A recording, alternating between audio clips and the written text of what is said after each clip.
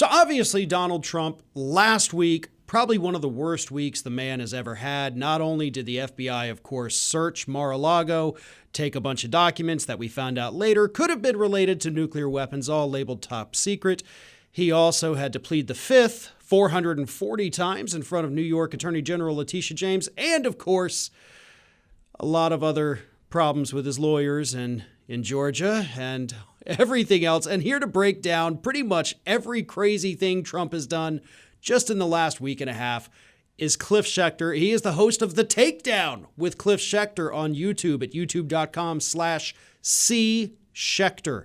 So Cliff, thank you for joining us once again here on Ring of Fire. Always great to have you. Let's start, I guess, with where it all started. You know, this big raid on Mar-a-Lago because the FBI is trying to take down Donald Trump and not let him run for office again, right? I mean, they don't like him, as I'm told in my comments on Twitter and YouTube and stuff like that. Like, you can't just go and arrest people because you don't like them. Can you arrest them for having dead ferrets on their head?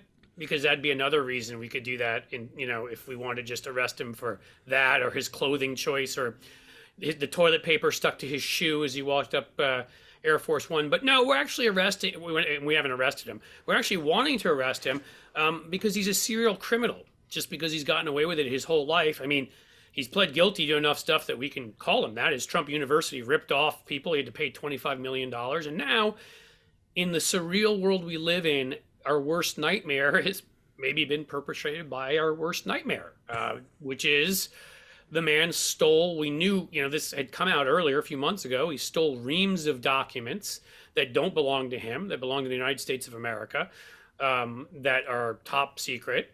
We found out first that there was a raid on Mar-a-Lago, a lot of dancing that evening. I'm trying to remember, about a week ago exactly, something like that, where they took, 15, 20 boxes full of documents. We were made aware that there are nuclear secrets in there. And if you're a smart person, or even a sort of a semi-smart person, you look for patterns.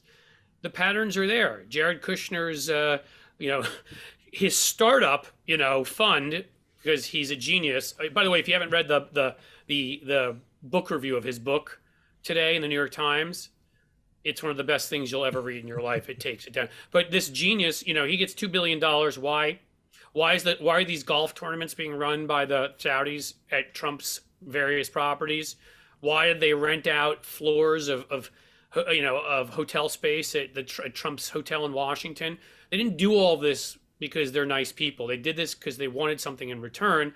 And in 2019, if you look back, you'll see that there's an article, I believe it was in the Washington Post, on how Trump wanted to transfer certain nuclear technology to Saudi Arabia, as did Kushner, and that Republicans were alarmed by this.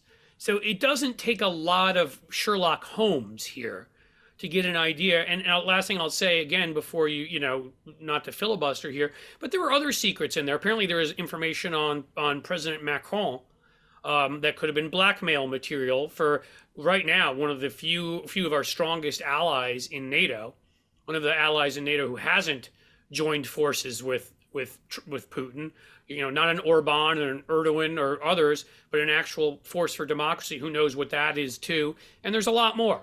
So yeah, the Espionage Act, he's being freaking looked into for the Espionage Act. Again, you couldn't write the script, and you couldn't imagine, I don't think, anything worse coming out of a Trump presidency than what has happened. And what's great about it, too, is you have the Republicans who are telling us, no, it's okay. Well, first of all, obviously, we got to go through the 5 stages of grief in any Trump scandal. First is absolute denial. Totally didn't happen. It's a complete setup. The second is, of course, well, if it did happen, it was probably okay. And then it was, yes, it did happen, but it is definitely okay.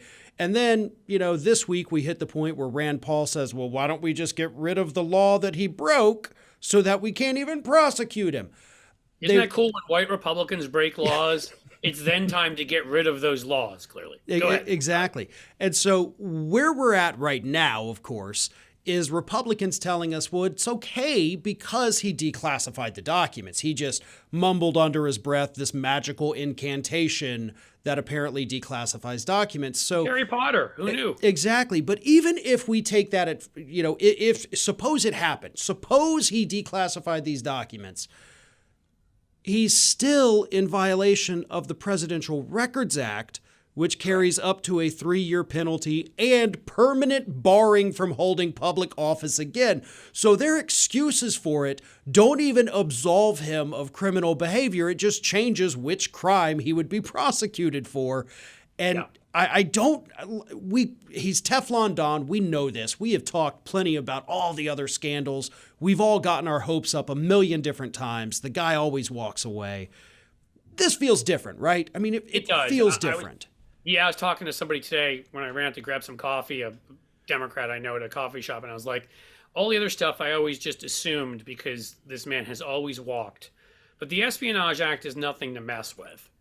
That's serious, which is why Rand Paul wants to get rid of it. I mean, that was passed in 1917. That's based on us, secrets being passed to enemies for World War I, and those times. So no, I don't think he will just skate in this. I mean, look, my biggest worry always with him is he will never actually be convicted of anything because it just takes one Trump cultist to get a hung jury on any jury that you put together. And so that's the biggest problem with him, his actually doing prison time. To get this full interview and access to the complete Ring of Fire podcast archives, sign up at rofpodcast.com and become a member.